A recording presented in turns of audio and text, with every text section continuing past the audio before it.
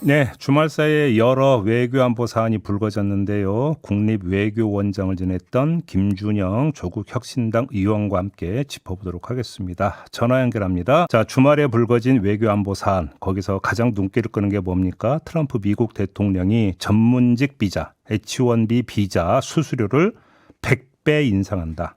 이런 내용이었는데요. 자, 김준영 의원 다시 연결하겠습니다. 나와 계시죠? 네, 안녕하십니까. 네.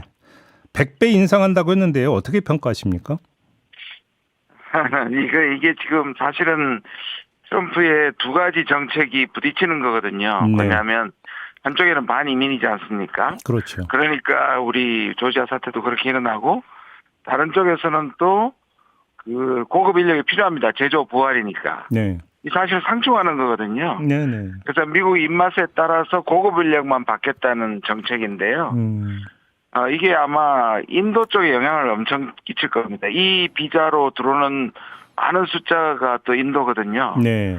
이게 이제 기업들한테는, 그러니까 외국 고급 인력을 사용하는 기업들한테는 엄청난 부담이 될 것 같습니다. 네. 일단 근데 팩트 체크부터 좀 해야 되는 게 처음에는 네. 어떻게 설명이 나왔냐면 1인당 연간 10만 달러씩 갱신을 할 때도 이거 받는다라고 했다가 네. 그다음에 백악관에서 그러니까 그거 아니고 신규 내줄 때 딱 한 번 하는 거다 이렇게 또 이야기를 했거든요. 뭐가 맞는 겁니까? 저는 아직 안 정해진 것 같고요. 트럼프가 일단 사인한 다음에 워낙에 숫자는 바꿀 수 있는 거라서 네. 저도 정확하게 어느 쪽이 맞는지는 잘 모르겠습니다. 그래요. 네네. 예. 근데 이거를 좀 확대시키면 우리는 어떻게 할 거냐 할 때 사실 이 부분은 처음부터 우리 비자를 받을 때 이거를 면제받는 걸 우리는 또 추진해야죠. 사실 우리도 2,000명 정도 되는데 그게 1,800억. 예. 여보세요? 여보세요? 예. 예. 좀 말씀이 좀 끊어졌네요. 2,000명 정도 네네네. 받는데 어떻게 됐다고요?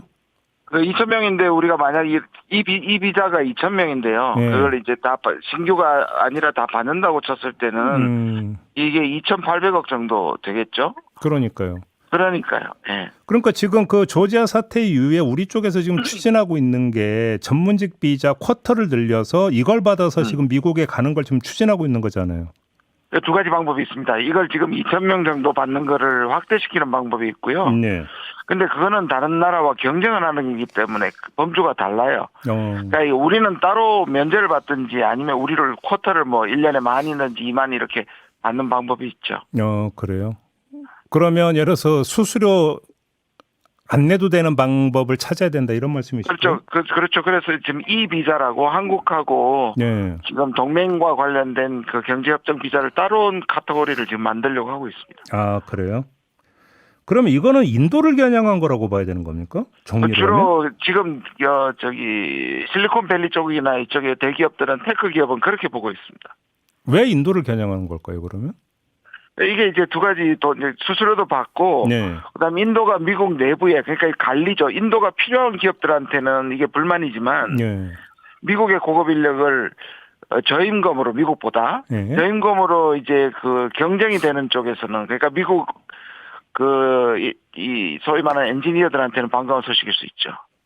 근데 이게 분명히 미국한테는 이제 폐쇄적으로 가게 되고 네. 사실 이게 이제 미국 전체적으로 미래를 봐서는 결국 좋은 건 아닙니다.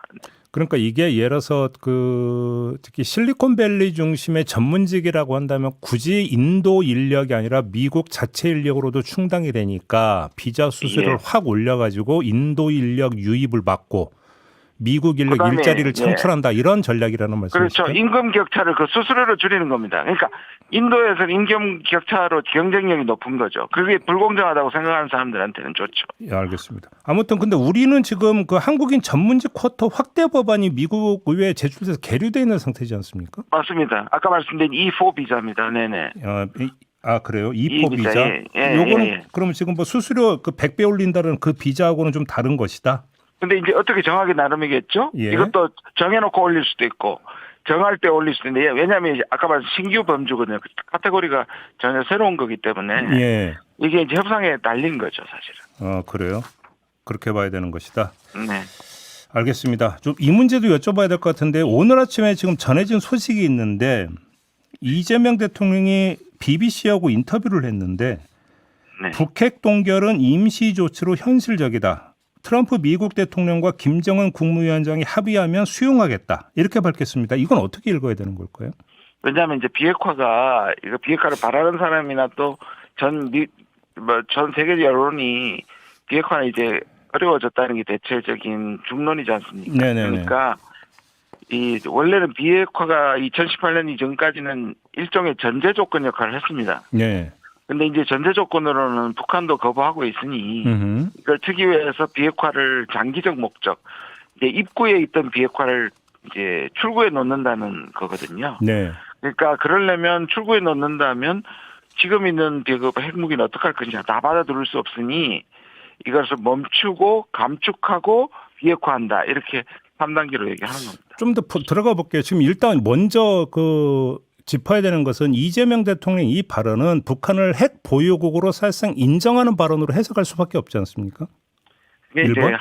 항상 논란이 되는 거거든요. 그러면 예. 우리가 비핵화를 고집하면 꼼짝 못하게 북한이 방법이 지금 있는 핵의 위험을 줄일 수도 없는 것이잖아요. 그러니까 네네. 이 부분은 정치적으로 얼마든지 지금 말씀하신 것처럼 공격 대상이 될 수 있지만 일종의 현실론이다. 그러면 비핵화를 포기하는 게 아니고 장기적 목적을 본다고 볼 수도 있고 그렇게 보면 결국 당장의 비핵화는 포기하는 거 아니냐 그런 논란이 될 수 있는 그렇죠. 사실상 방법이 없습니다. 네. 근데 이게 우리 내부에서 논란은 둘째치고 미국 안에서도 논란이 되지 않겠습니까? 그렇죠. 근데 맞습니다. 미국 내부에서도 비핵화를 강력하게 주장하고 특히 민주당까지도 비핵화에는 사실상 만장일치하고 있지만 네. 그래도 정치적인 폭발력을 생각하면 네. 우리에 의해서 비핵화가 장기 목표나 또는 감축이 먼저 되는 것보다 미국 내부에서는 저항이 적을 수 있습니다. 그러면 이거는 사실상 비핵화로 가는 게 아니라 핵 동결로 간다는 이야기가 되는 건데. 사실 이거는 2018년에도 나왔던 얘기인데요. 그렇죠.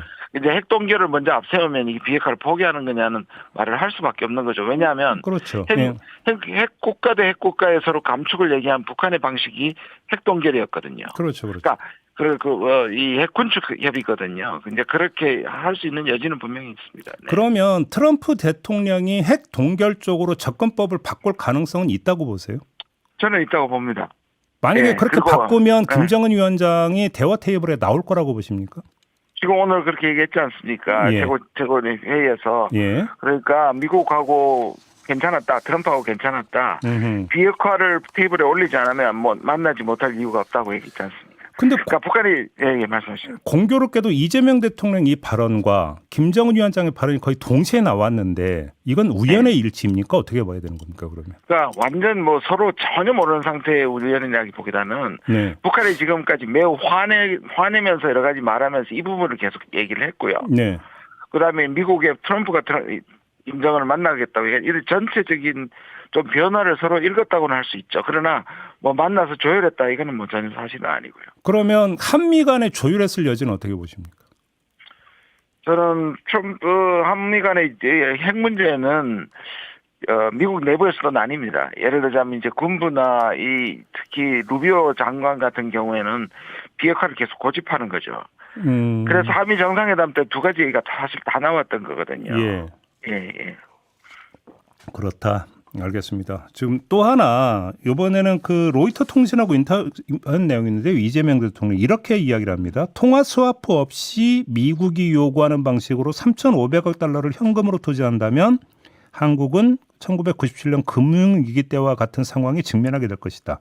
여기서 밑줄 쳐야 되는 것은 통화 스와프 없이라고 하는 이 대목인 것 같은데 통화 스와프가 이루어진다면 제공할 수도 있다는 뜻이 여기는 지금 깔려 있는 거잖아요. 그러면.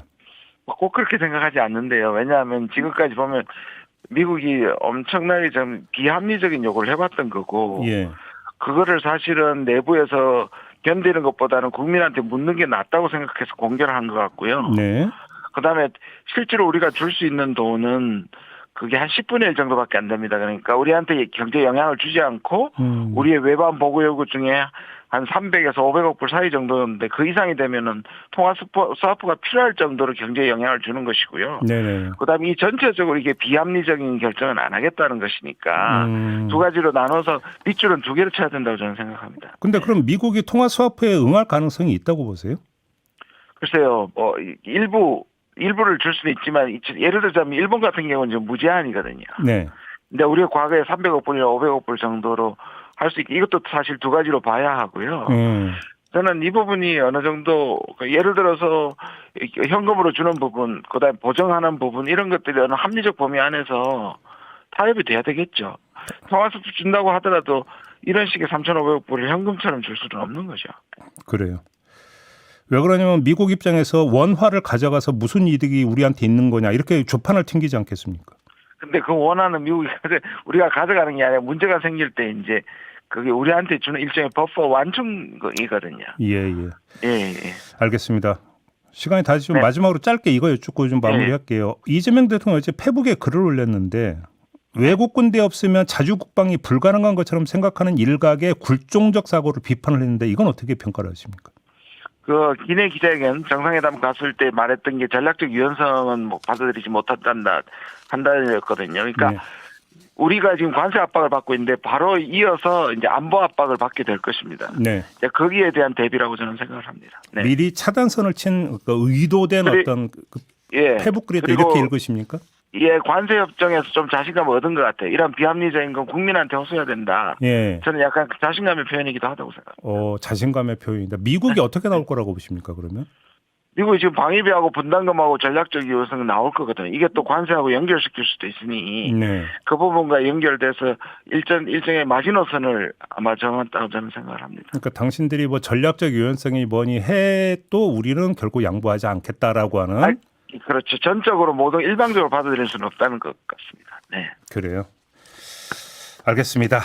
자, 이렇게 되면 미국의 움직임이 좀 궁금한데요. 이건 좀 나중에 다시 짚어야 될 것 같고요.